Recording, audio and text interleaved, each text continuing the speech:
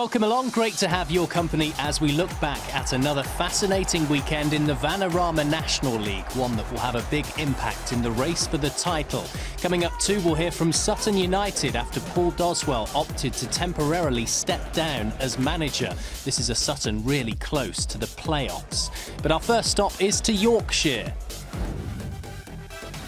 With Leyton Orient in FA Trophy action, Solihull Moors needed a result at FC Halifax to go top.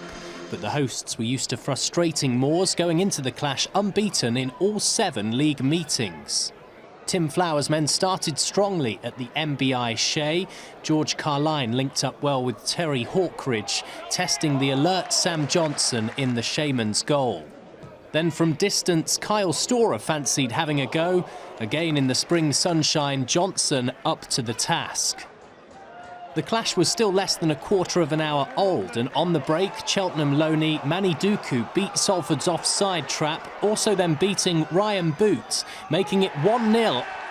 Earlier in the campaign, Duku scored 3 times while on loan at Barnet.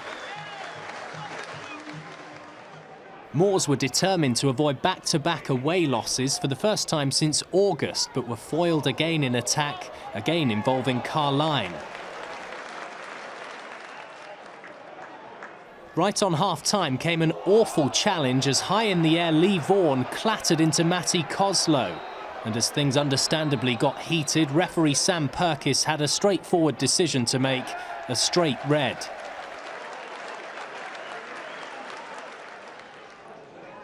Late on, the other side of the interval, the hosts made their one-man advantage count. Again on the counter, Devante Rodney this time composed in attack, playing through the legs of Boot to make sure Halifax are now 12 points clear of 4th bottom.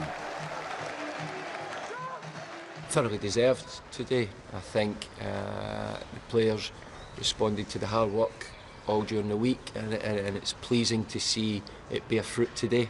I thought performance against a team that's not lighter, they're pushing for the title. They've probably been under the radar and not got the credit they've deserved throughout the season. So it was a challenge for us, one we responded to, and the work we've did during the week bear fruit today. Over to Wrexham then, who also had a chance to go to the top of the National League table with a win at Hartlepool. This week they bolstered their squad by signing former Swansea City midfielder Cammy Augustine and Anthony Spirou in their last push for the title. Just 24 minutes in and disaster for the Dragons as Josh Hawkes was brought down in the box by captain Sean Pearson. Referee Mark Edwards didn't hesitate in pointing to the spot. Hawkes brushed himself down to take the penalty. Keeper Rob Leyton thought he'd done enough to save it, but the ball crept over the line to give them the lead. Into the second half and Wrexham was still pushing for an equaliser. Akil Wright's headed effort was cleared off the line by Nicky Featherstone, and they couldn't make it count when the ball was kept alive. Kieran Kennedy lined up for the next attempt, which a full-stretch Scott Loach was able to punch away. Hartlepool could have made it 2-0 from Hawkes' corner, but Nicky Kabamba's flying effort didn't make contact. With minutes to go, there was another penalty shout, this time for Wrexham, as a chasing Chris Holroyd clattered into Loach, but it was waved away. A missed opportunity for Wrexham. Frustrating, you know, just weren't good enough today. Decision making from back to front, just causing our own individual errors at times, and ultimately it led to the penalty. And obviously the winning goal. But I thought we were good in all departments defensively. I thought we were solid. I thought we looked dangerous when we were going forward. So it was a really pleasing performance. Until 5 days ago, Paul Doswell was the longest-serving manager out of all of the teams in England's top 5 leagues. It was announced earlier in the week he's temporarily stepping down as boss of Sutton United for personal reasons. No one can doubt that Doswell's done a terrific job in South London, taking Sutton from the 7th tier to regularly competing in the National League's top half. Assistant Ian Baird will take the team until the end of the season and spoke to us before the U's faced Chesterfield live on BT Sport. What people don't know, I mean, this has been going on for quite some time.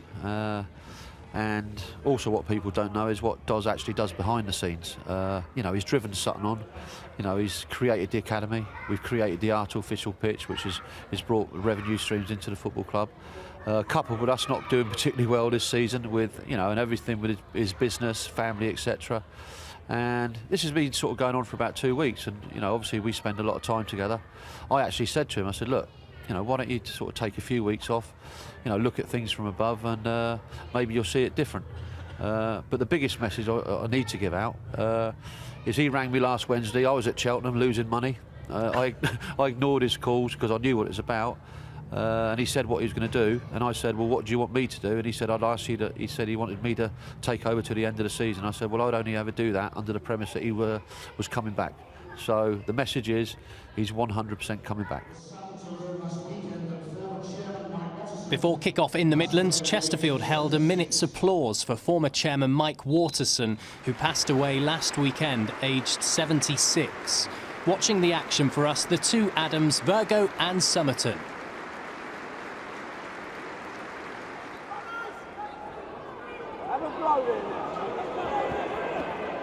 Dobson, Williams, the chance to hit it, and not far away from Kearney, closest Sutton have come.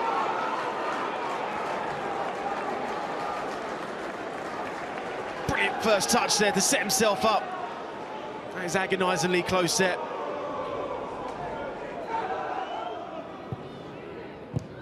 Bowden with the good ball here for Rowley.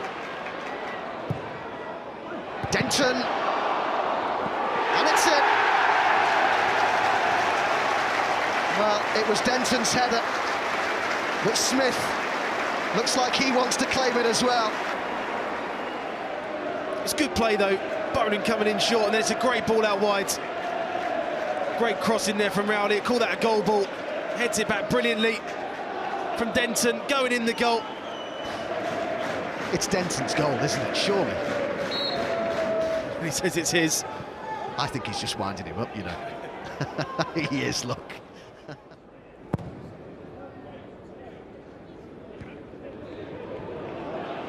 Bowden looking to make something of this. He's got Rowley in support. Oh, didn't need it.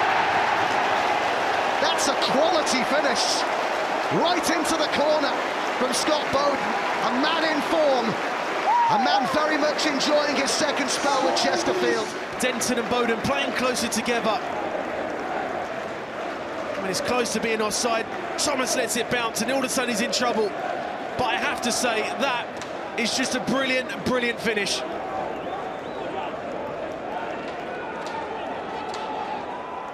Yarni.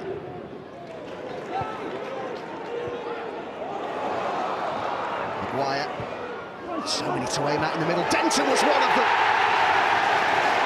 Towering header by Denton. Well, if there was any doubt over the first goal of the day, there's certainly no doubt whose goal that is. Great ball out wide there into Maguire, and that is just a brilliantly weighted cross to go into the box. Perfectly there for Tom Denton. Picks up a brilliant position, and there's only going to be one winner.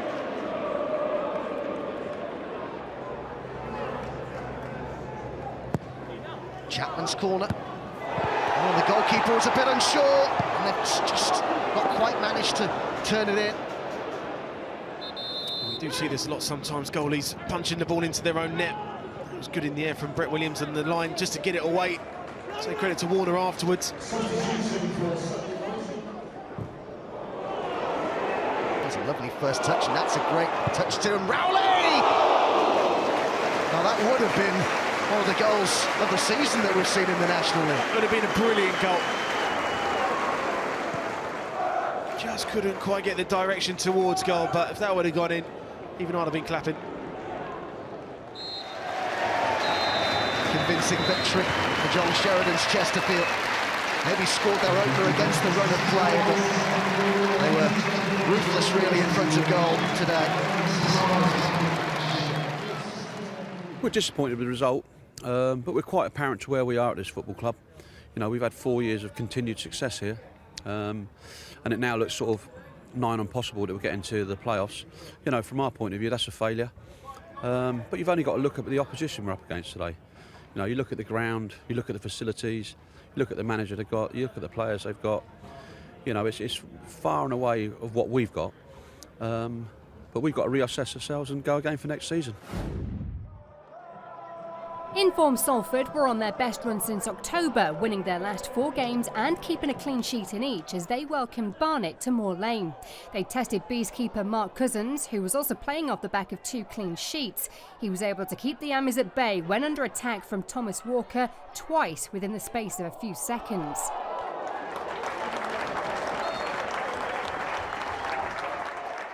The hosts were then denied by the woodwork twice before half-time. Devontae Redmond had the best chance with a low shot from the edge of the area which cannoned off the post. Lois Maynard's volley from inside the box hit the crossbar. Barnet, who were unbeaten in 3, also drew a blank. Shaq Pulthurst seeing his effort tipped over by Chris Neal. The full-time whistle ended the first goalless draw at Salford in over 2 years. I thought we looked very strong defensively again, fought right the way through the team and didn't give too many opportunities away to the opponent, but you know, we just needed to take one of those opportunities. I think we hit the post and the crossbar in the first half, and you know, sometimes when you get that opening goal it sort of opens up the game a little bit more, but we just couldn't find that breakthrough. Playoff hopefuls Harrogate Town were away to mid-table Barrow, and from Ian Everett and Simon Weaver's men there had to be goals, given a sizable 20 had been scored in the 2 sides' previous 3 meetings. Barrow attacked inside 20 minutes at Holker Street, and an intelligent 1-2 on the part of Lewis Hardcastle led to the hosts getting the opener. Hardcastle's on loan from Blackburn and has 2 in his last 3.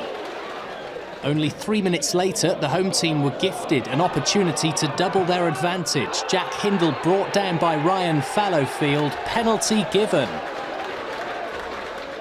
The reliable John Rooney converted 2-0, and for Wayne's brother, a 7th of the campaign in English League football.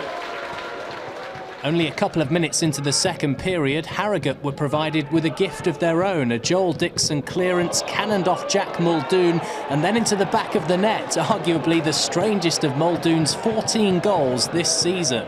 And into the final 20, Dixon was beaten in the air as Callum Howe earned the visitors a valuable point. It's important to remember hard-working Harrogate spent their last campaign a division below. John Still has won this division more than any other manager. He came out of retirement to a hero's welcome back in January in an attempt to save his first club, Maidstone United, from relegation. The Stones were second from bottom then and 6 points from safety. But 8 league games on and the management duo of Still and Hacken Hayretin have only 1 win and 6 defeats to show. With time running out, anything but a win would do against an EPS Fleet side confident of clinching a playoff place. With that, fans flocked to the Gallagher Stadium for the Kent Derby clash, with the visiting supporters in high spirits. Maidstone had won just 2 home games all season, the worst record in the league. Their luck was summed up when EPS Fleet broke on the counter-attack after Justin Amalazor's shot was blocked. Corey Whiteley with a lovely ball into the path of Gozi Ugwu, who slotted home past Dion Henry. That's his first goal for the Fleet in 7 years after rejoining the club this month. Maidstone registered 14 corners. One of them saw Blair Turgott go for goal, his driving shot tipped over by Nathan Ashmore. Gary Hill's side sealed the points in injury time. The long throw-in from Chris Bush somehow finding its way to Michael Cheek, who headed in his 13th goal of the season. 3 wins in a row sees EPS Fleet move up to 9th. Maidstone now face playoff sides Harrogate and Salford. We've got some individuals whose contribution isn't 100% through lack of concentration or lack of discipline. Not lack of effort, but lack of concentration. It's the second goal, ball bounced across our 6-yard box. We had more players in the box than they did, and we didn't deal with it. Well, that's poor defending. So we have to look at ourselves for that. Simple as that. To Hertfordshire and a match-up between Aldershot Town, a side in the relegation zone, and hosts Boreham Wood, who continue to be dragged closer to the bottom 4. Gary Waddock's shot started brightly at Meadow Park. A threat in the danger area, Bernard Mensah came close, denied by the post. Following a goalless first half, pressure from the visitors continued on the other side of the interval. Mensah provided for Luke Cowell, whose strike from distance thundered off the crossbar. Aldershot had lost their previous 4, which is the worst run for the club since 2015. They were to finally earn their reward at Wood, with Regan Booty effective out wide. George Legg ended up spilling to John Goddard, who broke the deadlock to make it 1-0. Moments later, up at the other end, Luke Garrard's team were left wondering how they didn't end up equalising. Bradley Ash denied on the line by Booty. Into the game's final 10 minutes, Shotts were given an opportunity to make the point safe as Mensah, once again at the heart of attack, was brought down by Kieran Murtagh, penalty to the away team. With a rather long run-up, Scott Rendell dispatched, tying up a really valuable victory for Aldershot, who have narrowed the gap to safety. I felt a team come here that you take anything from a game of football from them, I think they're done. Their fate's settled. But for me, I could say Dover, I could say Havant, I could say Maidstone, I could say now Aldershot, where we give them a foot up. Braintree's last 2 victories have come against top 10 sides, and on Saturday they faced Bromley, who hadn't been able to beat them in the previous 8 meetings. The last encounter was a 6-goal thriller. Could that be topped at Cressing Road? There were just 16 minutes on the clock when Neil Smith's side got the opening goal. George Porter's shot helped him by a massive deflection to take his tally to his best return of 7. The Ravens had been on their worst run since December, taking just a point from the previous 12 available.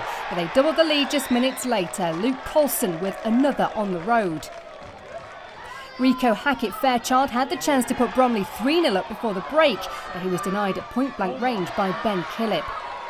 70 goals had got past the iron before the weekend, and it did become 73 by half-time.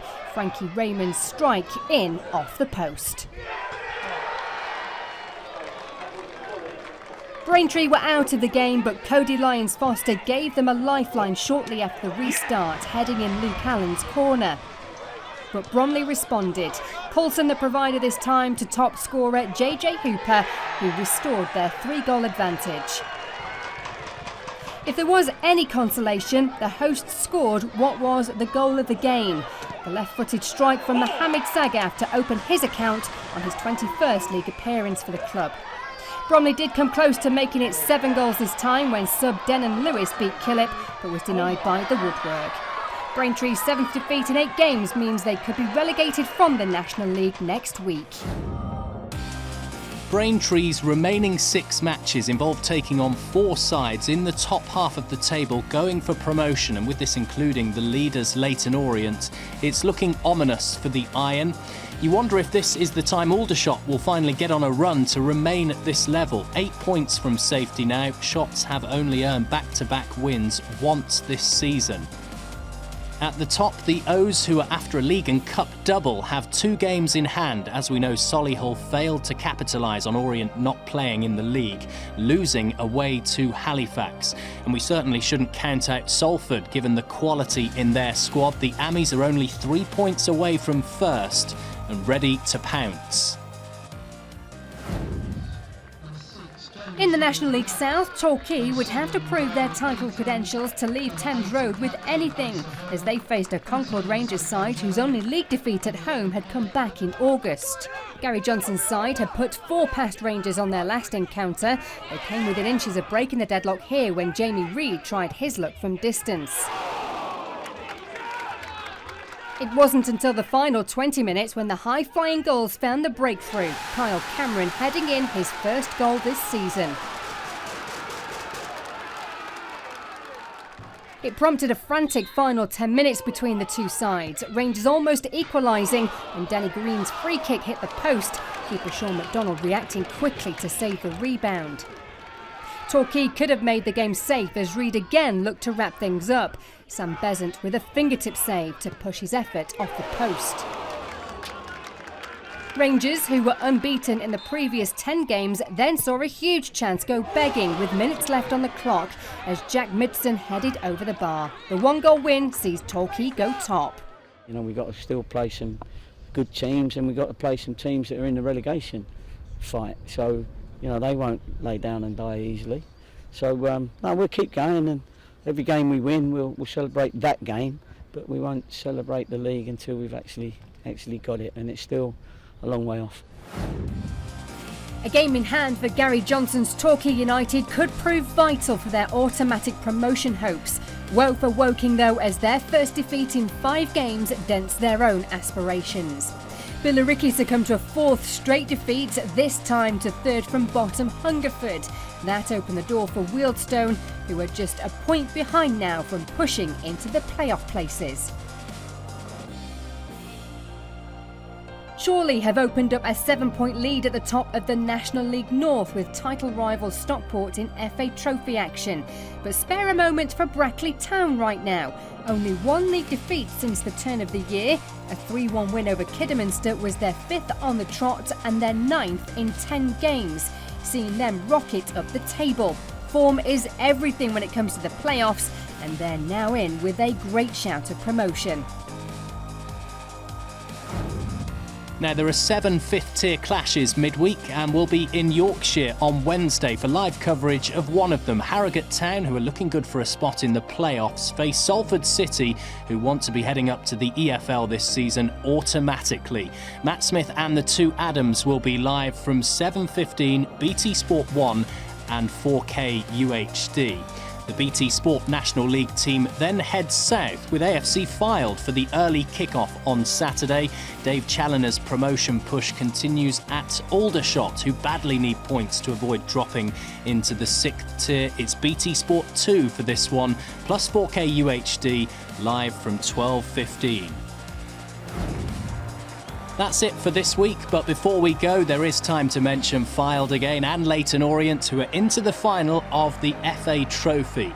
The O's had Josh Coulson to thank in the semis against Telford United, and Alex Reid provided the crushing blow to Stockport County as the Coasters ran out 3-2 winners. The trophy finals on Sunday, May the 19th, live on BT Sport, along with the FA Vars final. See you next week. Thanks for watching.